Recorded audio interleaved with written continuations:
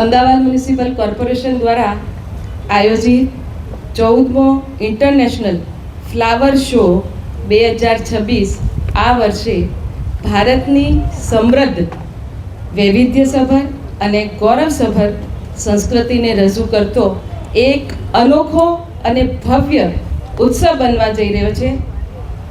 ભારત એક ગાથા થીમ હેઠળ આયોજિત આ ફ્લાવર શો 1 જાન્યુઆરી 2026 થી 25 જાન્યુઆરી 2026 દરમિયાન સાબરમતી રિવરફ્રન્ટ ખાતે આવેલા ફ્લાવર ગાર્ડન તેમજ ઇવેન્ટ સેન્ટર પાલડી યોજાશે.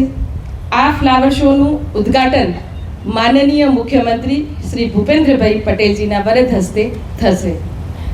આ અવસરે વિશેષ માનનીય મુખ્યમંત્રી શ્રી દ્વારા સ્ત્રી સશક્તિકરણની થીમ પર તૈયાર કરવામાં આવેલ સ્કલ્પચરનું પણ અનાવરણ કરવામાં આવશે. એની સાથે સાથે આ ફ્લાવર શો માત્ર ફૂલોનું પ્રદર્શન નહીં, પરંતુ ભારતની પ્રાચીન પરંપરાથી લઈને આધુનિક પ્રગતિ સુધીની યાત્રાનું જીવંત અને કલાત્મક દ્રશ્યપટ રજૂ કરશે.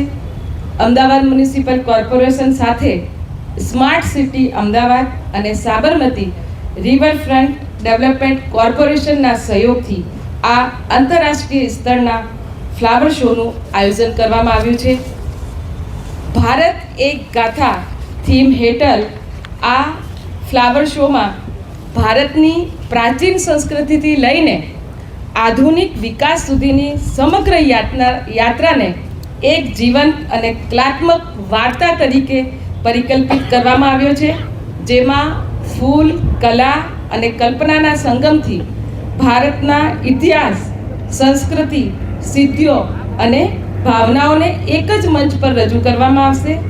એની સાથે સાથે પ્રદર્શનના વિવિધ ઝોન ભારતના અલગ અલગ આયામોને ઉજાગર કરશે, જેમાં પ્રાચીન જ્ઞાન, ઉત્સવોનો ઉલ્લાસ, કલાત્મક તેજસ્વીતા અને આધુનિક વિકાસની ગાથા પણ સમાયેલ હશે.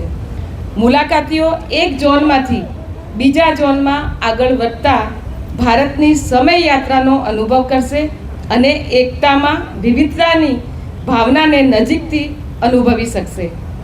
ફ્લાવર શોની યાત્રા ભવ્ય પ્રવેશ દ્વારથી શરૂ થશે, જ્યાં 2 વિશાળ ફૂલોના સિંહો મુલાકાતીઓનું સ્વાગત કરશે.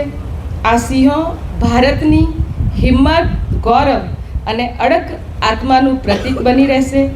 પ્રવેશ ઝોનમાં કમળના ફાઉન્ટેન દ્વારા રાષ્ટ્રીય ગૌરવને ફૂલોથી સજાવી રજૂ કરવામાં આવશે, જે સમગ્ર પ્રદર્શનના થીમને અનુસાર ગૌરવસભર વાતાવરણ સર્જાશે. પ્રદર્શનમાં ભારતના વિવિધ ઉત્સવોને સમર્પિત વિશેષ ઝોન પણ તૈયાર કરવામાં આવ્યો છે. અહીં ફૂલ કલાના માધ્યમથી દિવાળીના પ્રકાશ અને આશાનો સંદેશ હોય કે હોળીના રંગો અને ઉલ્લાસ હોય કે ઓણમની પરંપરાગત સૌમ્યતા અને બિહુના લયબદ્ધ ઉત્સવોને જીવંત સ્વરૂપ આપવામાં આવશે.